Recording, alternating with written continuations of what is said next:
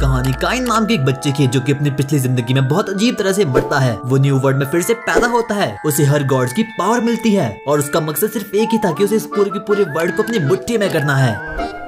कहानी शुरू होती है काई नाम के एक बंदे से जो कि एक दुकान में कुछ लेने के लिए जा रहा था, पर तभी वो नोटिस करता है कि उस दुकान से काफी ज्यादा चिल्लाने की आवाज आ रही है। पर तभी हम देखते हैं कि एक किलर दो लड़कियों के पीछे एक नाइफ लेकर उन्हें मारने के लिए भाग रहा था और तभी काइन को रियलाइज होता है कि उसने अपनी पूरी जिंदगी में कुछ नहीं किया और यही वो मूवमेंट है कि जिस दिन वो हीरो बनेगा। वो उस किलर पर उन दो लड़कियों को बचाने के लिए टूट पड़ता है, पर तभी वो देखता है कि उसके पेट से कुछ लाल चटनी टपकना शुरू हो चुकी थी, यानी कि वो भगवान को प्यारा हो चुका था। और उसके ही नेक्स्ट मोमेंट काइन की आंखें किसी दूसरे वर्ल्ड में खुलती है और तब जाकर उसे रियलाइज होता है कि वो किसी नए वर्ल्ड में रीइंकार्नेट हो चुका है। और इतने में उसकी मेड उसके पास जाती है और कहती है, मास्टर काइन आप वापस से जिंदा हो चुकी है। और इतने में ही काइन की मदर भी उसके पास आ चुकी थी और इस वर्ल्ड में काइन के तो मजे ही मजे थे। वो देखता है कि वो एक छोटे बच्चे बनकर किसी नए वर्ल्ड में रीइंकार्नेट हो चुका है और उसके बाद उसकी मेड उसे ये बताती है कि वो 1 महीने बाद उठा है और उसकी मेड उसे कहती है क्या वो भूखा है और क्या उसे दूध पीना है, क्योंकि काइन अभी सिर्फ और सिर्फ 3 ही साल का था। उसे रियलाइज होता है कि वो सच में एक न्यू वर्ल्ड में रीइंकार्नेट हो चुका है और वो अपनी पहली जिंदगी में नाइफ गन से मर चुका है। काइन रीइंकार्नेट होने के बाद सबसे पहले अपने छोटे भाई को देखना चालू कर देता है और इतने में उसकी मेड वहाँ पर आ चुकी थी और वो सोचती है कि काइन ने अपना बिस्तर गीला कर दिया है। और उसके बाद काइन को पता चलता है कि उसका नाम काइन है और वो 3 साल का है। उसके फादर एक बहुत नोबल फैमिली के वारिस है और उसी के साथ साथ वो एक पूरी की पूरी आर्मी को हैंडल भी करते हैं। और उसकी मदर का नाम सारा है और उसी के साथ साथ उसकी एक छोटी बहन भी है जिसका नाम रीन है और वो 5 साल की है। और उसी के साथ साथ उसके 2 भाई और भी है और काइन उसके फादर का तीसरा बेटा है। और उसकी फादर एक बहुत पावरफुल आदमी है और उसी के साथ साथ वो एक पूरी की पूरी आर्मी को हैंडल भी करते हैं। उसी के साथ साथ काइन को एडवेंचर के बारे में पता चलता है जो कि अपनी मैजिक का यूज करके मॉन्स्टर्स को मारते हैं और आम लोगों को बचाते हैं। और अब काइन को भी एडवेंचरर बनना था क्योंकि उसे मैजिक काफी ज्यादा पसंद था और अगर उसे मैजिक करना सीखना है तो सबसे पहले उसे काफी ज्यादा पढ़ना होगा और उसके बाद ही वो मैजिक करना चालू कर सकता है। और उसके बाद काइन मैजिक पढ़ना चालू कर देता है क्योंकि उसे पता था कि उसे अपनी आगे की जिंदगी यहीं पर गुजारनी होगी। उसकी पिछली जिंदगी में उसके पेरेंट्स तो पहले ही मर चुके थे और उसके लास्ट रिलेटिव जो कि उसके दादाजी थे वो भी कुछ समय पहले ही गुजर चुके थे। डिनर के वक्त गार्म को पता चलता है कि उसका बेटा यानी कि काइन पहले से पढ़ सकता है और उसी के साथ साथ उसके पेरेंट्स को ये भी पता चलता है कि वो मैथमेटिक्स में भी काफी ज्यादा अच्छा है। सबको यही लग रहा था कि वो एक जीनियस है, पर काइन इस पूरी की पूरी बातों का कॉम्प्लीमेंट उसकी मेड को देता है जिसका नाम की सिल्विया था। और उसके बाद सिल्विया काइन से काफी ज्यादा खुश हो चुकी थी और वो उसके मुंह में दूध डाल देती है। अब गाम भी काफी ज्यादा खुश हो चुका था क्योंकि उसका बेटा मैजिक के प्रति काफी ज्यादा मोटिवेटेड था। वो उसे कहता है कि तुम मैजिक की बुक्स कोई भी पढ़ सकते हो पर तुम मैजिक करने के काबिल तभी होगे जब तुम 5 साल के होगे और जब तुम एक टेंपल में बैप्टाइज होगे। और बैप्टाइज का मैंने यही था कि उसे एक टेंपल में जाकर वहाँ के गॉड्स को प्रे करना होगा। केन की मदर सोचती है कि जब तक ये 5 साल का नहीं होगा तब तक तो नालायक बच्चा मैजिक करने के लायक बिल्कुल भी नहीं होगा। पर केन के पास काफी ज्यादा क्रेजी पावर थी और वो अपने हाथों से आग निकालना सीख चुका था। केन को रियलाइज होता है कि वो अभी से ही मैजिक करना चालू कर सकता है। वो अभी 5 साल का भी नहीं है पर फिर भी वो एक बहुत बड़ी फायर बॉल को यूज कर सकता है। पर जैसे ही वो अपनी नेक्स्ट स्पेल को यूज करने वाला था उसका हाथ जलना चालू कर देता है और उस मैजिकल एबिलिटी से अपना काबू खो बैठता है। उसकी बहन उसके कमरे में आती है और उसे कहती है, मुझे पता है कि तुम चोरी छिपे क्या कर रहे हो। और कैन यही सोच रहा था कि अब उसके लगने वाले हैं, पर तभी उसकी बहन कहती है, मुझे पता है तुम बाहर की वर्ल्ड के बारे में जानकारी कलेक्ट कर रहे हो। और तब केन को रियलाइज होता है कि उसकी बहन सिर्फ और सिर्फ एक बुद्धू है। और उसी दिन के बाद से केन की सिस्टर ने उसे बाहरी वर्ल्ड के बारे में बताना चालू कर दिया था। उसने उसे एक एडवेंचर के बारे में बताया था जिसका नाम यूयू था और उसी ने इस पूरे के पूरे किंगडम को खड़ा किया था। और उसी के साथ साथ केन को इस पूरी की पूरी दुनिया के वंडर्स के बारे में पता चल चुका था और वो उस दिन का बिल्कुल भी वेट नहीं कर पाया था जिस दिन वो 5 साल का होगा और उसके बाद वो खुले में मैजिक का यूज कर सकता है। और फाइनली अब वो दिन आ चुका था जिस दिन केन 5 साल का होने वाला है। और उसके बाद वो सभी के सभी लोग एक गाड़ी में बैठकर टेंपल की तरफ बढ़ना चालू कर देते हैं और यहीं पर केन बैप्टाइज होने वाला था। केन ये सब देखकर काफी ज्यादा एक्साइटेड था। वो अपनी बहन से पूछता है कि आखिरकार ये स्टैट्स का सीन क्या है और उसके बाद उसकी बहन उसे अपने स्टैट्स को दिखाती है जो कि काफी ज्यादा बुरे थे। उसके फादर उसे बताते हैं कि प्रोटेक्शन कई तरह की होती है और ये तुम्हें डिफरेंट गॉड्स देते हैं और कोई भी प्रोटेक्शन लेवल 1 से लेवल 5 तक की होती है और इस प्रोटेक्शन का सबसे हाईएस्ट लेवल 5 का होता है। और उसके बाद वो सभी के सभी लोग चर्च तक तो पहुंच चुके थे और वहाँ पर वो प्रीस्ट केन पर मंत्र पढ़ना चालू कर देता है और इतने में हम देखते हैं कि वो सभी के सभी गॉड्स की मूर्ति काफी ज्यादा ग्लो करना चालू कर देती है। और नेक्स्ट मोमेंट जब केन की आंखें खुलती है तब वो देखता है कि उसके चारों ओर वो सभी के सभी गॉड्स है। और केन बस अपने मन में यही सोच रहा था कि आखिरकार ये मेरे साथ मजाक क्या हो रहा है। और उसके बाद ज़ेनोन द गॉड ऑफ क्रिएशन केन के पास आते हैं और उसे अपने बारे में सभी की सभी बातें बताना चालू कर देते हैं। पर केन अपने मन में यही सोचा था, क्या क्रिसमस जल्दी आ गया है, क्योंकि ये बुड्ढा सेम सेंटा क्लॉज जैसा लगता है। पर तभी ज़ेनोन उसे कहता है, मैं वो सब कुछ सुन सकता हूँ बच्चे जो तुम अपने माइंड में सोच रहे हो। उसके बाद वो सभी के सभी गॉड्स केन की डेथ के बारे में बातें करना चालू कर देते हैं और वो उसे कहते हैं कि रियलिटी तो ये थी कि अगर केन कुछ करता भी नहीं तो भी उस क्रिमिनल को मरना ही था। उस क्रिमिनल के फ्यूचर में ये लिखा था कि वो भागते भागते फिसल जाए और बाकी लोग उस पर चढ़कर उसे मार देंगे। पर केन को अपनी हीरोगिरी जो दिखानी थी और इसीलिए वो मारा गया। पर गॉडेस ऑफ लाइफ को केन की जिंदगी पर काफी ज्यादा तरस आ चुका था और इसीलिए उसने फिर से केन को रीइंकार्नेट कर दिया इस वाले वर्ल्ड में। पर केन उन सभी के सभी गॉड्स को शुक्रिया बोलता है क्योंकि इस वाले वर्ल्ड में वो मैजिक का यूज कर सकता है और ऊपर से उसे बढ़िया सी फैमिली भी मिली है। उसके बाद रेनो नाम की एक गॉडेस केन को अपनी प्रोटेक्शन दे देती है क्योंकि वो उसे काफी ज्यादा अच्छा लगा था। उसके बाद बाकी के सभी गॉड्स भी जैसे कि ज़ेनोन और द गॉड ऑफ वॉर उसे अपनी पूरी की पूरी प्रोटेक्शन दे देते हैं। गॉड ज़ेनोन उसे वापस भेजने से पहले हंसते हुए कहते हैं, बच्चे तुम अपने स्टैट्स को अपने स्टैट्स बॉक्स में देख सकते हो। रीस्ट और उन बाकी लोगों ने कभी भी ऐसा देखा नहीं था कि कभी गॉड्स की मूर्तियां भी इतने जोरों से ग्लो कर सकती है और वो ऐसा पहली बार था। केन के फादर उसे अपना स्टेटस दिखाने के लिए बोलते हैं पर केन को इस बारे में कुछ तो सस्पिशियस लग रहा था। तभी केन बोलता है, मेरा पेट काफी ज्यादा खराब हो चुका है और इसलिए मैं भी 2 सेकंड में आया। जल्दी से बाथरूम की तरफ अपने स्टेट्स को देखने के लिए भागता है क्योंकि उसे पता था कि उसके स्टेट्स में जरूर कुछ घपला हुआ है। और जब वो अपने स्टेट्स को देखता है तब वो काफी ज्यादा शॉक्ड हो चुका था क्योंकि उसके पूरे के पूरे स्टेट्स लेवल 10 के हो चुके हैं, बल्कि मैक्सिमम लेवल तो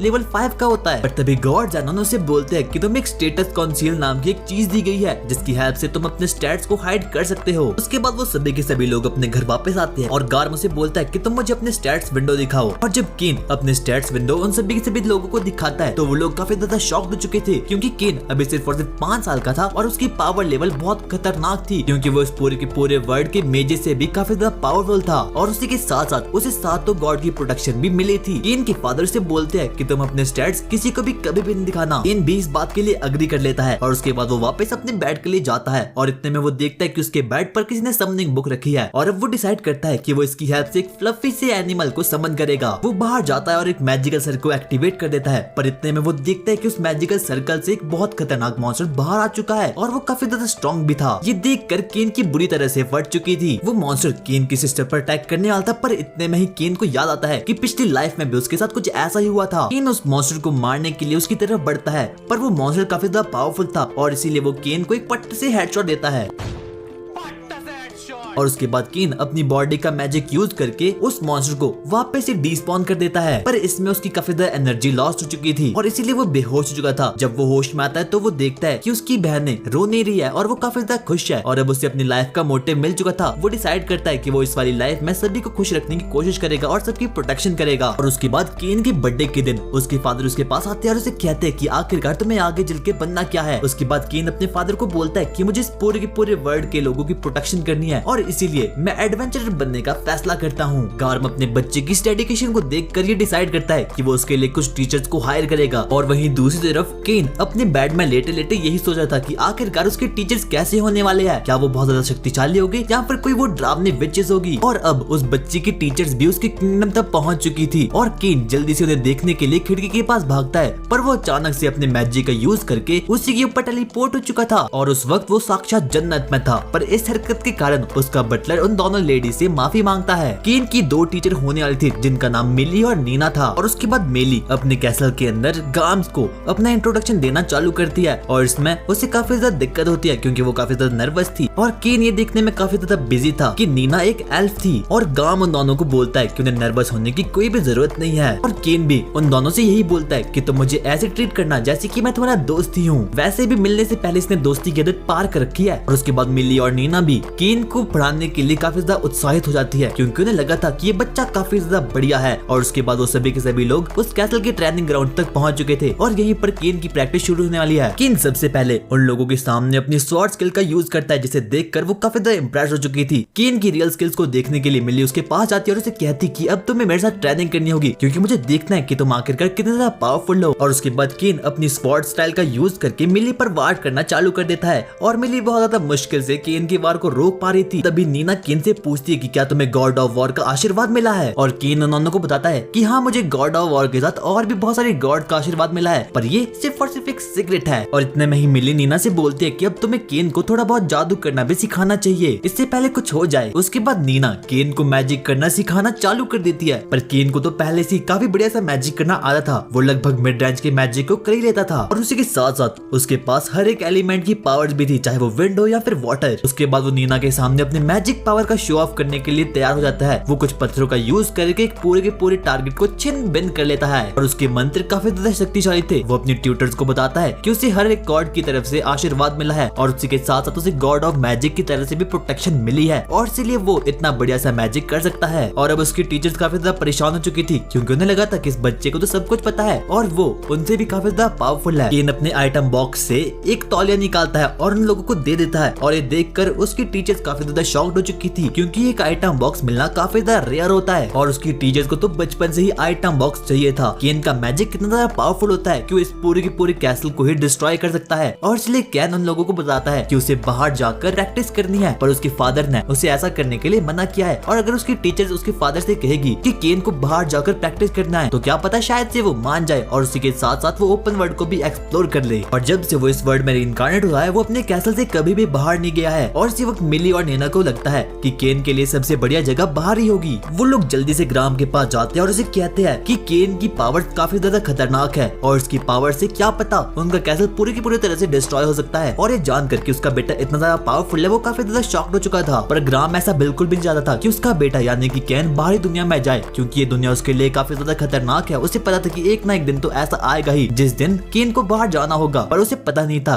कि वो दिन इतने जल्दी आ जाएगा क्योंकि बाहरी दुनिया में काफी ज्यादा खतरनाक मॉन्स्टर भटकते रहते हैं। वो केन को बाहर ले जाने के लिए मान लेता है, पर उसके सामने वो एक शर्त रखता है कि केन को कभी भी जंगल में नहीं भटकना होगा क्योंकि उस जंगल में काफी ज्यादा खतरनाक डीमंस लॉर्ड रहते हैं। उसके बाद वो सभी लोग जल्दी से ग्राउंड में जाते हैं और केन ये देखकर काफी ज्यादा खुश था। उसकी टीचर उसे कहती है कि अब तुम यहाँ पर अपने मैजिक का यूज कर सकते हो और केन जल्दी से एक मेगा फायरबॉल का यूज करके दूर खड़े एक बहुत बड़े पत्थर को एक ही झटके में खत्म कर लेता है, जिसे देखकर उसकी टीचर्स काफी ज्यादा शॉक्ड हो चुकी थी क्योंकि इस पत्थर को डिस्ट्रॉय करना एक ऐसे लेवल की मेज के लिए भी काफी ज्यादा कठिन होगा। पर तभी मिली को रियलाइज होता है कि उसके सामने कुछ बहुत बड़ा खतरा है और तभी हम देखते कि झाड़ियों में से एक बहुत खतरनाक रैबिट उनकी तरफ बढ़ रहा है। वो मिली पर वार करता है पर वो चूक जाता है और इतने में ही वो केन पर अटैक करने के लिए आ चुका था, पर केन जैसे तैसे करके उसे अपने एक ही बुलेट से मार डालता है। और उसके बाद केन उस खरगोश को जल्दी से अपने आइटम बॉक्स में डाल देता है क्योंकि उसे उस खरगोश को अपनी फैमिली को दिखाना था। मिली और नीना ये देखकर काफी ज्यादा शॉक्ड हो चुके थे क्योंकि केन के पास आइटम बॉक्स था और वो दोनों ही आइटम बॉक्स लेने के लिए बहुत सदियों से पैसे कलेक्ट करने की कोशिश कर रहे हैं, पर अभी तक उनके पास इतने पैसे कलेक्ट नहीं हुए हैं कि वो लोग अपने लिए एक एक आइटम बॉक्स परचेज कर पाए। और उसके बाद नीना अपनी सर्चिंग एबिलिटी का यूज करके ये चेक करती है कि क्या उसके आसपास कोई मॉन्स्टर्स है और केन भी कॉपी निंजा ककाशी बनकर उसके इस जुत्सु को कॉपी करने की कोशिश करता है और तब उसे रियलाइज होता है कि उसके सामने ही 4 मॉन्स्टर्स है और वो उसकी तरफ बढ़ रहे हैं। नीना ये देखकर काफी ज्यादा शॉक्ड हो चुकी थी कि कोई अपनी सर्चिंग पावर की हेल्प से नंबर ऑफ एनिमीज का भी पता लगा सकता है। और उसके बाद केन उन खरगोशों की तरफ बढ़ना चालू कर देता है और वो बारी बारी करके उन खरगोशों का तहलका ऑमलेट बनाना चालू कर देता है। वो उनमें से 3 खरगोशों को तो मार डालता है, पर उनमें से एक खरगोश जंगल की तरफ भाग जाता है। केन उस खरगोश का पीछा करने वाला था कि इतने में मिली और नीना उसे वहां जाने से इनकार कर देती है और वो उसे कहती कि उस फॉरेस्ट में बहुत से मिथिकल क्रिएचर्स रहते हैं जो कि काफी ज्यादा शक्तिशाली है और हर 10 साल के अंदर वो मॉन्स्टर शहर पर अटैक करते हैं। और तभी तो गांव वालों ने अपने शहर के चारों ओर बहुत ही बड़ी बड़ी दीवारें खड़ी कर रखी है। और उसी के साथ साथ केन को भी बात पता चल चुकी थी कि ये बात काफी ज्यादा खतरनाक है, पर वो डिसाइड करता है कि वो एक ना एक दिन तो उस फॉरेस्ट में घुसेगा और हर मॉन्स्टर की गुद्दी लाल कर लेगा। और उस रात वो देखता है कि उसकी पावर्स अब और भी ज्यादा खतरनाक हो चुकी है क्योंकि उसने थोड़े बहुत मॉन्स्टर को मारा था। उसने तो लगभग सिर्फ 3 ही खरगोशों को मारा था, पर उसकी मैजिकल पावर्स लगभग 8 मिलियन पार हो चुकी है। उसकी पावर्स तो पहले ही बाकी ह्यूमन से काफी ज्यादा खतरनाक है और उसे रियलाइज होता है कि ये भी किसी गॉड का काम है और अगर ऐसा ही चालू रहा तो वो दिन दूर नहीं जिस दिन उसका देश ही उसे एज अ मॉन्स्टर देखना चालू कर देगा और छुटकारा पाने के लिए उसे खत्म कर देगा। और कुछ दिनों बाद मिली और नीना केन को एक एडवेंचरर गिल्ड ले जाती है ताकि वो लोग केन के लिए क्वेस्ट को ले सके और उसे भी मिशन दे पाए। पर वहाँ पर एक आदमी आता है और वो नीना और मिली के साथ बदतमीजी करना चालू कर देता है और वहीं पर उसके बाकी गैंग के मेंबर्स भी आ चुके थे और वो लोग अब नीना और मिली को मारने वाले थे। पर इतने में ही केन उन सभी के बीच आ चुका था और वो उनसे कहता है तुम मेरे टीचर्स को मार नहीं सकते। और इतने में ही केन बारी बारी करके उन सभी लोगों की गुद्दी लाल कर लेता है। नीना केन को गले लगाती है और थैंक यू बोलती है उसकी जान को प्रोटेक्ट करने के लिए। और अब कुछ सालों के बाद केन भी बड़ा हो चुका था और सिल्विया केन को बताती है कि अब उसकी लास्ट क्लास का वक्त आ चुका है और अब वो अपने टीचर से कभी भी मिल नहीं सकता। केन अपनी टीचर से काफी ज्यादा प्यार करता था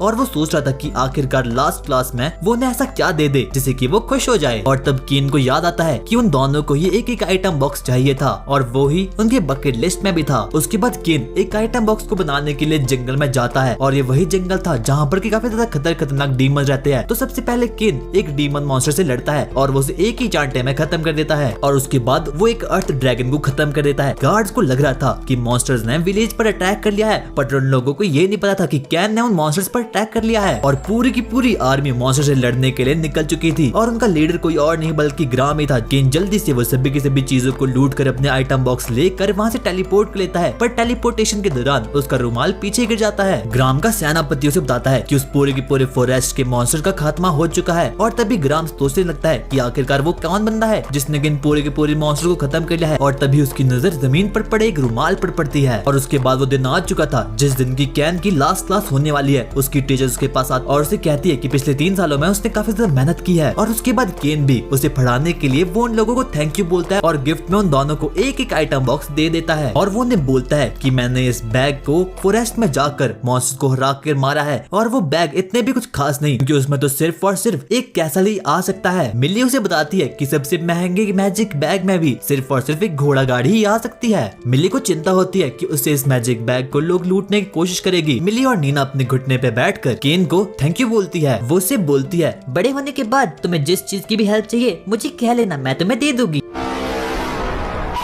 कुछ महीनों के बाद हम देखते हैं कि केन एक गुफा में आ चुका है और ये किसी और की नहीं बल्कि रेड ड्रैगन की है और ये पूरी की पूरी यूनिवर्स का सबसे महान बॉस है। पर केन उस ड्रैगन को एक ही चांटे में खत्म कर लेता है और उसके बाद उसे रियलाइज होता है कि उसके पॉइंट्स अब काफी ज्यादा इनहेंस हो चुके हैं और उसके साथ साथ ही अब उसके पास काफी ज्यादा कमाल की पावर्स भी आ चुकी है। उसके पास 8 मिलियन माना आ चुका है कि यानी कि उसकी मैजिकल पावर्स अब अनलिमिटेड हो चुकी है और उसी के साथ साथ अब काइन को एक ड्रैगन स्लेयर के नाम से जाना जाता था। और अब हमें 2 साल की बाद की कहानी दिखाई जाती है जहाँ पर हम देखते हैं कि अब काइन 10 साल का हो चुका है और वो बर्थडे बनाने के लिए एक सिटी की तरफ बढ़ रहा है। वो एक घोड़ा गाड़ी में बैठकर अपनी फैमिली के साथ अपना बर्थडे बनाने के लिए जा रहा था कि इतने में वो बीच में एक सर्चिंग एबिलिटी का यूज करता है ताकि उसे पता चल सके कि क्या उसकी फैमिली को किसी मॉन्स्टर से कोई खतरा तो नहीं है या फिर उसके आसपास कोई और मॉन्स्टर तो नहीं है। काइन को अपनी सर्चिंग एबिलिटी की हेल्प से पता चलता है कि आगे कुछ राक्षसों ने किसी आर्मी पर हमला कर दिया है और वो पूरी की पूरी आर्मी बिल्कुल इतर बितर हो चुकी है। और उसके बाद में ही वो अपने फादर को भी इस चीज के बारे में बताता है और वो कहता है कि अगर हम लोगों को तो हमें इधर से जल्दी जल्दी जाना होगा ताकि हम लोग उन लोगों की हेल्प कर सके क्योंकि आगे लगभग किलो के हिसाब से मॉन्स्टर्स होने वाले हैं और उन लोगों की घोड़ा गाड़ी काफी ज्यादा स्लो थी और इसलिए काइन अपने घोड़ा गाड़ी से बाहर निकलता है और अपने विंड मैजिक की हेल्प से पलक झपते ही उस जगह पर पहुंच जाता है और वहाँ वो देखता है कि बहुत सारे सोल्जर्स पर बहुत सारे मॉन्स्टर्स ने अटैक कर लिया है और वो सोल्जर्स काफी ज्यादा पावरफुल थे और उन मॉन्स्टर्स ने बारी बारी करके लगभग किलो के हिसाब से सोल्जर्स को मार गिराया है। लेकिन काइन वहाँ पर उन लोगों की हेल्प करने के लिए आ चुका था। वो बारी बारी करके अपनी स्वॉर्ड से हर एक मॉन्स्टर को ऐसे मारा था जैसे कि वो कोई मॉन्स्टर नहीं बल्कि कीड़े हो। और उसके बाद देखते ही देखते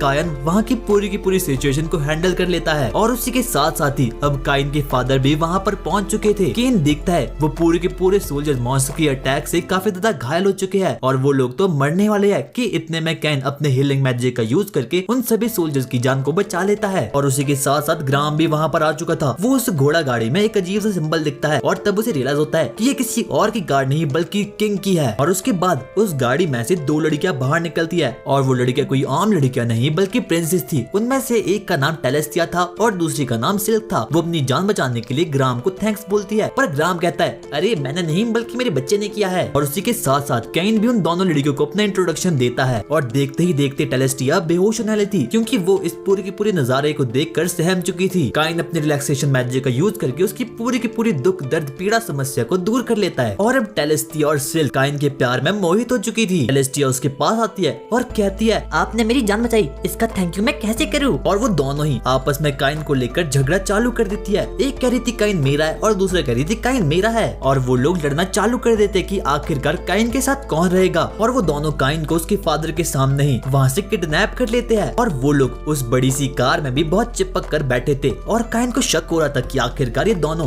मुझसे इतना लिपट क्यों रही है। पर काइन को ये पता नहीं था कि उनका मकसद तो कुछ और ही था। उसके बाद उन लोगों का सोल्जर उनके पास आता है और उनसे कहता है कि हम लोग आराम करने की जगह पर पहुंच चुके हैं और आज रात वो लोग वहीं पर रुकने वाले हैं। और टेलेस्टी और सिल्क के मन में बहुत गंदे गंदे ख्याल आना चालू हो जाते हैं। काइन उन दोनों बिच्चेस से बचने की कोशिश करता है पर आखिर में जाकर वो उसे पकड़ ही लेती है। और इतने में ही काइन का फादर भी वहाँ पर आ चुका था और वो उनसे कहता है कि तुम्हारे लिए बिल्कुल भी सही नहीं रहेगा। और इतने में टेलेस्टिया कहती है कि मुझे काफी ज्यादा डर लग रहा है, क्या पता मेरे कमरे में कोई ड्रैगन आ जाए। पर उन दोनों को तो किसी और ड्रैगन से मतलब था।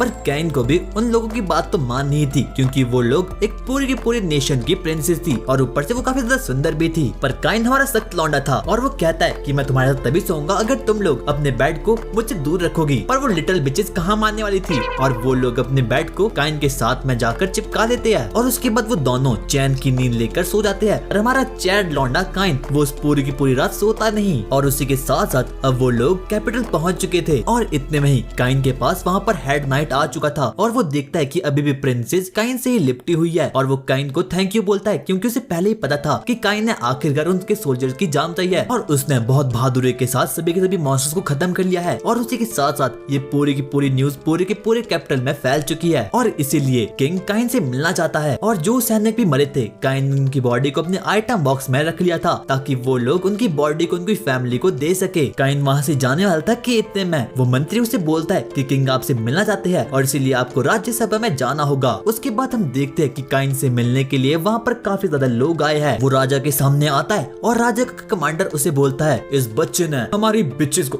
मतलब कि बच्चियों को बचाया है तो मैं इसे कुछ तोहफा देना चाहता हूँ। और राजा इसी कारण काइन को एक पूरी की पूरी कैसल का मालिक बना देता है और उसी के साथ साथ उसे 10 प्लेटिनम कॉइन दे देता है जो कि इस वर्ल्ड में लगभग डायमंड के जितने थे। पर इतने में ही वहाँ पर एक मोटा बंदा आता है और वो कहता है कि इतना तो मैंने अपनी पूरी की पूरी जिंदगी में नहीं कमाया और इस बच्चे को 2 सेकंड में इतना मिल रहा है और वो भी क्यों, इसने इन बिचेस की जान चाहिए इसीलिए। और उसके बाद राजा इस मोटू बंदे को बोलता है इधर से दफा हो जा। और राजा का मानना यही था कि उस सिचुएशन में ऐसा कोई भी बंदा नहीं था जो कि उसकी बेटे को बचा सकता था और काइन इस पूरे के पूरे वर्ल्ड का सबसे स्ट्रॉन्गेस्ट मेज बन सकता है। और उसके बाद वो राजा काइन से पूछता है कि क्या तुम मेरे ऑफर को एक्सेप्ट करोगे या फिर नहीं। और काइन भी लालच में आकर उसके ऑफर को एक्सेप्ट कर देता है। और उसके बाद राजा उससे पूछता है कि मुझे तुमसे और तुम्हारे फादर से कुछ बात करनी है। उसके बाद हम देखते हैं कि काइन उसके फादर एक रूम में बैठे थे और उसके फादर उस पर काफी ज्यादा प्राउड थे क्योंकि अब वो काफी ज्यादा स्ट्रॉन्ग मेज बन चुका है। और उसके बाद वहाँ पर राजा और उसकी बेटियां भी वहाँ पर आ चुकी थी। सबसे पहले तो राजा उसकी बेटी टेलेस्टिया को बचाने के लिए केन का शुक्रिया करता है और उसी के साथ साथ ड्यूक भी उसकी बेटी सिल्क की जान बचाने के लिए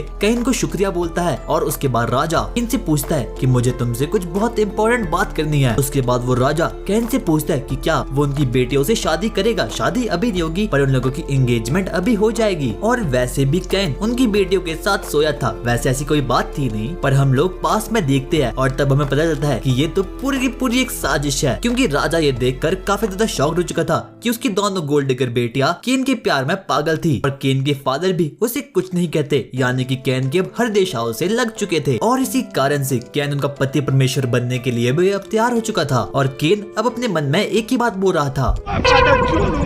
उसके बाद हम काइन को देखते हैं जैसे कि गॉड्स ने उसे मिलने के लिए बुलाया था क्योंकि उन लोगों का मानना ये था कि अब काइन के पास काफी ज्यादा स्ट्रेंथ आ चुकी है और वो एक डेमी गॉड के लेवल पर पहुंच चुका है। और उसके बाद गॉड काइन से कहते हैं कि इस पूरे के पूरे वर्ल्ड में कोई ऐसी चीज नहीं है जिसकी हेल्प से यहाँ के लोग एंटरटेन हो पाए। क्या तुम अपनी पुरानी दुनिया की मेमोरीज की हेल्प से क्या कुछ ऐसा बना सकते हो जिसकी हेल्प से यहाँ के लोग एंटरटेन हो जाए। और केन अपने मन में यही सोचता है कि अगर यहाँ पर BGMI होती तो सभी लोग मिलकर चिकन डिनर करते, पर यहाँ की टेक्नोलॉजी काफी ज्यादा बुरी है तो उसे एक गेम को बनाने का आइडिया आता है। और अगले ही सीन में हम देखते हैं कि केन एक शॉप पर होता है जहाँ पर कि उसकी बहन नए नए कपड़ों को ट्राई कर रही थी। और तब केन काफी ज्यादा फ्रस्ट्रेशन में आ चुका था क्योंकि उसे ऐसा लगा था कि ये तो पूरी की पूरी शॉप सिर्फ और सिर्फ लड़कियों के लिए है और मेरा यहाँ पर कोई काम नहीं है। वो भागकर बाहर आता है और तब वो वहाँ पर अपनी 5 साल पुरानी दोस्त को देखता है जिसे देखकर वो दोनों ही काफी ज्यादा खुश हो चुके थे। और उसके बाद वो लड़की केन को अपने अंकल से मिलवाती है जो कि एक शॉप में काम करते थे। भाई कितनी लड़कियों के पीछे भागेगा बंदा। सबसे पहले तो उसके अंकल काइन का मजाक उड़ाना चालू कर देते हैं पर तब उसकी बेटी उसे बताती है काइन एक नोबल है, जिसे सुनकर उस अंकल की फट जाती है। उसके बाद उसका अंकल काइन को अपनी शॉप में ले आता है और तब काइन उसकी शॉप को देखकर काफी ज्यादा इम्प्रेस्ड हो चुका था। और तब काइन को गॉड की बात आ जाती है और उसे याद आता है कि गॉड ने मुझे एक बहुत ही ओपी सा काम सौंपा है। और उसके बाद वो उसके अंकल को बोलता है कि क्या आप मेरे लिए एक गेम को बना सकते हो। और उसके बदले में वो उसे एक गोल्डन सिक्का देता है जो कि इस पूरे के पूरे वर्ल्ड में काफी ज्यादा कीमती होता है। वो उस अंकल को एक गेम का प्रोटोटाइप बनाने के लिए कहता है और उसके बाद वो शॉप से बाहर निकल जाता है। और तभी वो देखता है कि उसकी बहन भी वहाँ पर आ चुकी है, जो कि केन से काफी ज्यादा गुस्सा है, क्योंकि जब वो कपड़े बदल रही थी तब केन उसके पास नहीं था। और उसके बाद उस पूरी की पूरी रात उसकी बहन केन को अपने पूरे के पूरे लिए गए कपड़े दिखाती है। और केन अब अपने मन में यही सोचा था, इस बदसूरत पर चाहे जितने भी अच्छे कपड़े लगा दो, वो कपड़े भी बदसूरत हो जाते हैं। और इतने में सिलीविया उसके पास आती है कि उस अंकल का प्रोटोटाइप फिनिश हो चुका है। और उसके बाद वो जल्दी से उसकी दुकान जाता है और वो वहाँ पर देखता है कि उस अंकल ने वो सैम गेम को बना दिया है, जैसा कि केन ने उसे बनाने के लिए कहा था। उसके बाद केन उस अंकल को उस गेम को खेलना सिखाता है, जिसे देखकर वो काफी ज्यादा इम्प्रेस हो चुके थे, क्योंकि वो गेम काफी ज्यादा इम्प्रेसिव थी और इन बुद्धू लोगों ने आज तक ऐसी गेम कभी भी खेली नहीं थी। उसके बाद केन उसे बोलता है कि मुझे एक ऐसा बोर्ड और चाहिए, पर उसे तुम थोड़ा और ज्यादा अच्छा बनाना, क्योंकि उस बोर्ड को मुझे नोबल्स को बेचना है, क्योंकि नोबल्स वो सभी चीजें लेते हैं जो भी उन्हें दिखने में काफी ज्यादा अच्छी लगती है। पर इतने में उसका अंकल कहता है कि हमारे पास इतनी प्रोडक्शन कॉस्ट है नहीं। वो उसे ऑर्डर देता है कि तुम मेरे लिए 50 नोबल वाले कीबोर्ड बनाना और 1000 रेगुलर कीबोर्ड बनाना, और उसके बदले में वो उसे 6 गोल्डन सिक्के दे देता है, जिसे देखकर उस अंकल की आंखें फटे की फटी आती है, क्योंकि उसने अपनी पूरी की पूरी जिंदगी में इतना ज्यादा पैसे कभी भी देखे नहीं थे। और उसके बाद ताकि उनके प्रोडक्ट को कोई भी कॉपी नहीं करे, वो एक गॉड से उसके लिए प्रोटेक्शन मांग लेते हैं और उस पर वो थोड़ा जादू टोना करके उस प्रोडक्ट पर ही पेटेंट चढ़ा देते हैं। केन उस अंकल से वापस से एक बार रिक्वेस्ट करता है कि क्या वो उनके शाही परिवार के लिए एक और गेम बोर्ड बना सकता है, और वो अंकल भी काफी ज्यादा खुश था, क्योंकि वो पहली बार किसी नोबल फैमिली के लिए काम करने वाला था। और अगले ही दिन एक इवेंट होने वाला था जहाँ पर की चारों दिशाओं से लड़की आएगी। केन का फादर उसे बोलता है कि तुम लड़कियों से संभल कर रहना, क्योंकि बहुत सी लड़कियां तुम्हें गोल्ड रिकवरी मिलने वाली है और वो बस तुम्हें फायदे के लिए यूज करेगी, जैसे कि मुझे मेरी पहली वाइफ ने किया था। और केन को तो ये पूरी की पूरी बातें पता थी और ग्राम भी ये देखकर काफी ज्यादा शॉक था, क्योंकि उसका बेटा तो उसका भी बाप था। वो जल्दी से उस कैसल में जाता है जहाँ पर वो देखता है कि वहाँ पर उस मोटे वाले नेता के बच्चे भी आए हैं और उसी के साथ साथ वहाँ पर राजकुमारी सिल्क भी आई है। वो सबसे पहले उस मोटे नेता को हाय हेलो बोलता है और उसके बाद वो सिल्क के पास जाना शुरू करता है और सिल्क भी उसे देखकर काफी ज्यादा खुश थी। और ड्यूक जो कि सिल्क का फादर था, वो सबसे पहले केन को उसकी बेटी को बचाने के लिए थैंक यू बोलता है और वो उम्मीद कर रहा था कि उसकी बेटी और केन के बीच एक बढ़िया सा रिश्ता साबित होगा। और उसके बाद केन सिल्क को अपनी बातों से मोहित करने की कोशिश करता है। वो कहता है कि तुम इस पूरी की पूरी जहान की पूरे के पूरे वर्ल्ड की सबसे सुंदर लड़की हो और मैं तुम्हें अपनी जिंदगी में कभी भी नहीं छोड़ूंगा। और उसके बाद केन का फादर भी काफी ज्यादा खुश हो चुका था, क्योंकि उसे पता था कि केन भी सेम ग्राम के जैसा है और इसीलिए तो केन को इतनी सुंदर पत्नी मिली है। और उसके बाद वो सभी के सभी लोग वहाँ से जाना चालू कर देते हैं और तभी हम देखते हैं कि वहाँ पर राजा भी आ चुके हैं और वो कुछ तो स्पीच दे रहे थे, पर केन राजा को इस तरह से इग्नोर करता है जैसे कि तुम वो सब्सक्राइब वाले बटन को करते हो, बल्कि उसका ध्यान तो पूरा का पूरा राजकुमारी इंदुमती पर था। केन अपने मन में बस यही सोच रहा था कि आखिरकार वो कब राजकुमारी इंदुमती के साथ वो बढ़िया से पल गुजारेगा।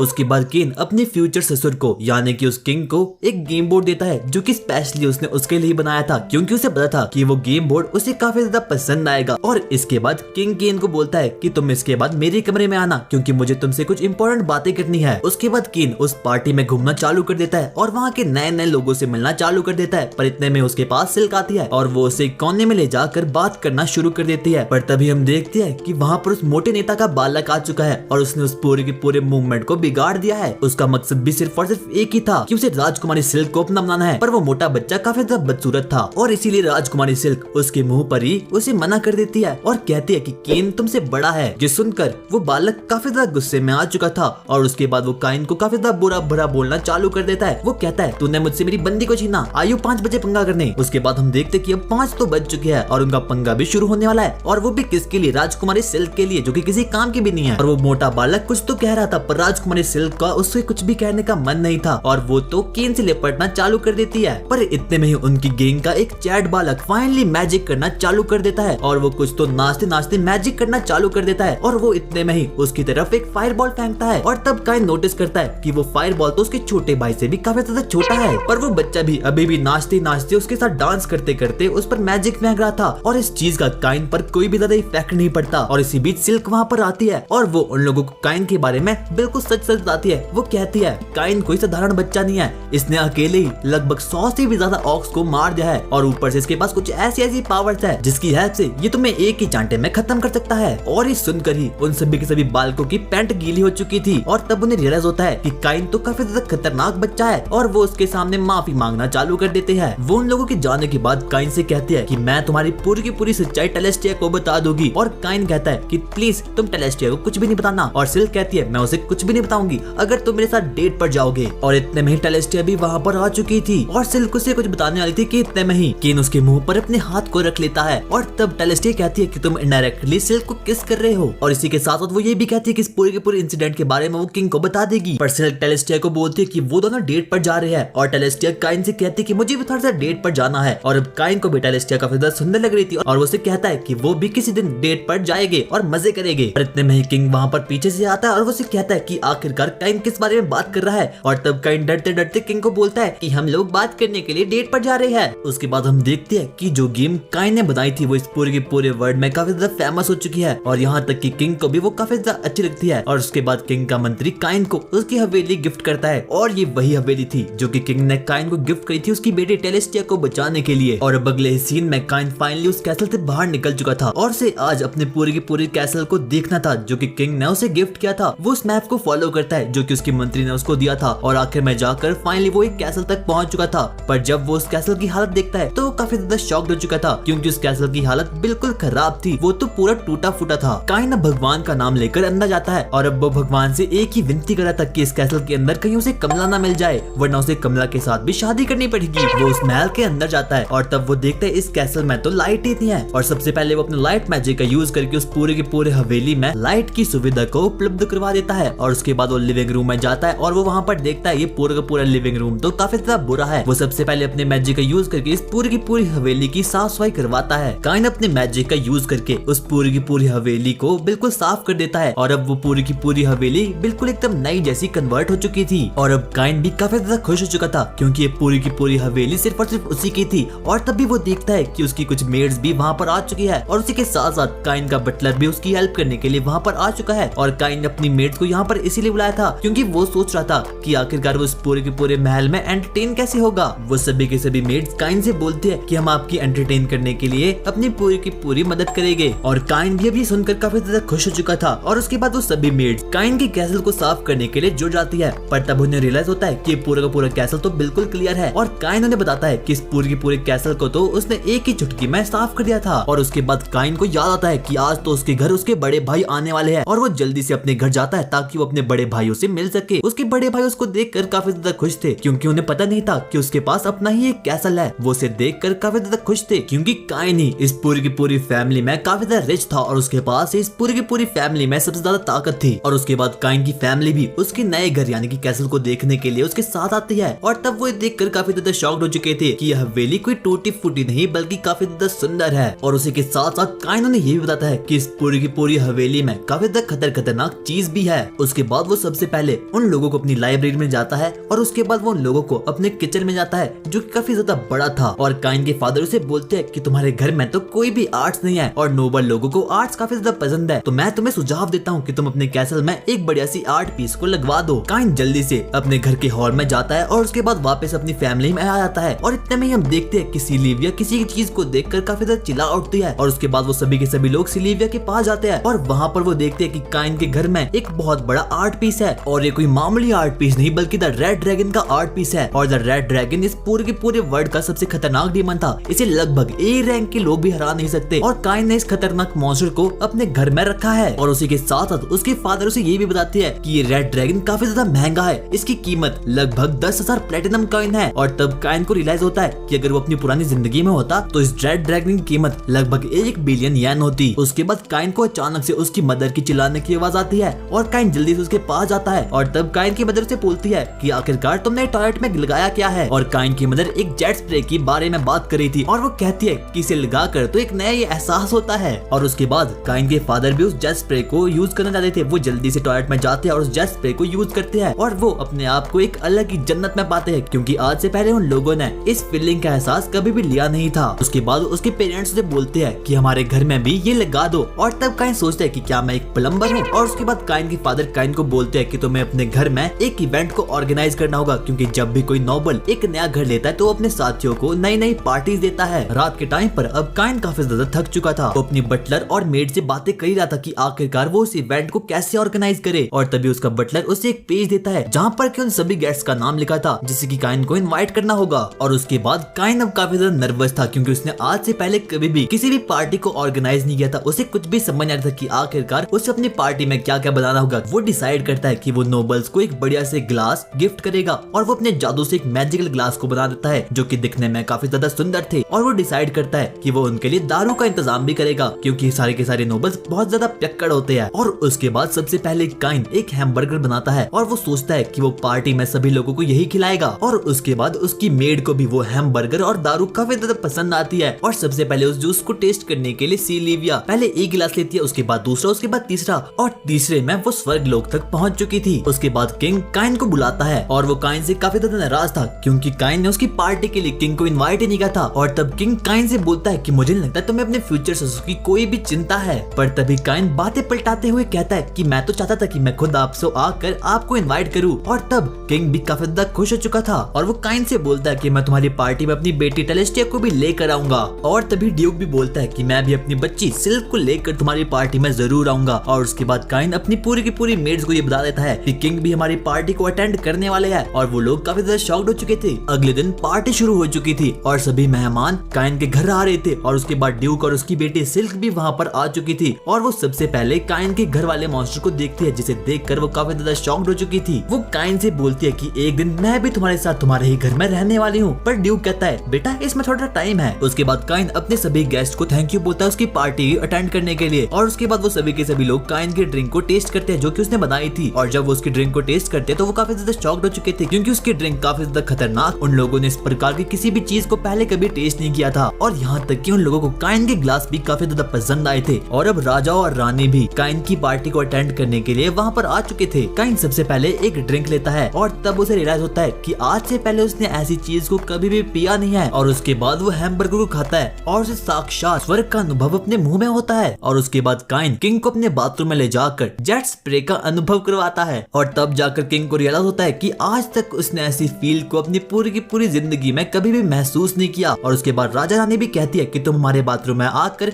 इसे भी फिट कर लो। और फिर से काइन सोचने लगता है कि क्या मैं एक प्लम्बर हूँ। और उसके बाद वो राजा रानी को हाँ कह लेता है। और किंग भरी सभा में कहता है कि आज तक उसने इतनी अच्छी मेहमान नवाजी का कभी भी स्वाद नहीं लिया। और काइन ने उनकी बहुत अच्छी से मेहमान नवाजी की है। और उसके बाद काइन से सभी लोग इम्प्रेस्ड हो चुके थे। पर इतने में ही काइन का बटलर उसके पास आकर उसे बोलता है कि एक मोटू नेता उनके पास आ रहा है। वो मोटू नेता जल्दी से काइन के पास आता है और उसकी हवेली को कुत्तों का घर बोलता है। और अब ये बात काइन के ईगो पर पहुंच चुकी थी और वो डिसाइड करता है कि वो इसकी मारेगा। वो मोटू नेता उसके घर के अंदर जाता है और जब वो सबसे पहले वो जायंट ड्रैगन को देखता है तो वो काफी ज्यादा सहम चुका था। और उसके बाद काइन उसे जूस पीने के लिए देता है और वो जूस उस नेता को काफी ज्यादा अच्छा लगता है। पर वो बाकी लोगों को बताता है कि इससे घटिया चीज उसने आज तक कभी भी नहीं पी। और उसके बाद काइन उसके सामने हैमबर्गर को लाता है, उससे वो काफी ज्यादा अच्छा लगता है। पर वो बाकियों के सामने ऐसा दिखा रहा था कि ये तो दुनिया की सबसे वाहियात चीज है। और उसके बाद वो फिर से काइन के बारे में बहुत बुरा भला बोलना चालू कर देता है। और अब काइन ये बिल्कुल भी सहन नहीं कर पाता और वो जादू की हेल्प से किंग को वहाँ पर बुला देता है। और जैसे ही किंग उस मोटू नेता के पास आता है तो वो मोटू नेता सबसे पहले किंग के पूछता है कि आखिरकार आप इस गरीब नोबल के घर में क्यों हो। और तब किंग उसे बताता है कि इसने मेरी बेटी की जान दी है। और उसके साथ साथ ही किंग उसे बोलता है कि मैं तुम्हारी रैंकिंग को और ज्यादा नीचे कर लूंगा। उस मोटू नेता की पूरी तरीके से फट चुकी थी और वो वहाँ से उल्टे कदम ही भाग जाता है। और तब सिल्क काइन के पास आती है और उसे कहती है कि वो बहुत ज्यादा नटखट है। 2 महीने बीत चुके थे